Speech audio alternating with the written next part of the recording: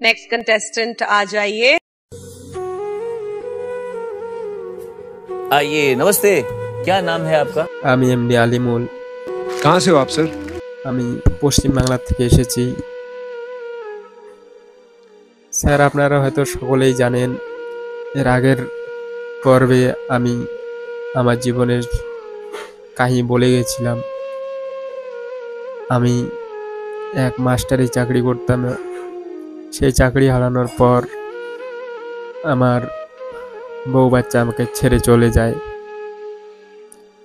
তো স্যার, সে তো একটি দুঃখের কথা, কিন্তু তারপরে আমার সঙ্গে আরও খুব বড় বিশ্বাসঘাতকতা করা হয়েছে, আমাকে ধোঁকা দেওয়া হয়েছে স্যার। আমার চাকরি চলে যাওয়ার পর এমনিতেই আমি নিঃস্ব, তারপরও আমার যা জমানো পুঁজি ছিল এবং জায়গা জমি ছিল, সেগুলো আমার বড় ভাই আমার সঙ্গে বিশ্বাসঘাতকতা করে আমার সকল সম্পত্তি তারা দখল করে নেয়। এমনকি আমার বাড়িটাও আমার হাতছাড়া হয়ে যায় স্যার। আমি প্রশাসনের কাছে যাই, কিন্তু সেখানেও তারা ঘুষ দিয়ে তাদের মুখ বন্ধ করে দেয় এবং এমন এক পর্যায়ে আমার আসতে হয় যে আমাকে তারা অনেক নানান অপবাদ দিয়ে আমাকে বাড়ি থেকে বের করে দেয়। তো স্যার, আজকে আমি বাড়ি ছাড়া এক হতভাগা যুবক, পথে ঘাটে এখন আমি ঘুরে ঘুরে বেড়াই।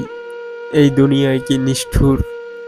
যখন আমার টাকা পয়সা, বাড়ি গাড়ি, ঘর, চাকরি সবই ছিল, তখন সবাই, যারা আত্মীয় স্বজন ছিল, সবাই আমার সঙ্গে ছিল, বউ বাচ্চা সবাই আমার সঙ্গে ছিল। কিন্তু যখনই সেগুলো আমার হাতছাড়া হয়ে যায়, তখন আজ আমার পাশে কেউ নেই।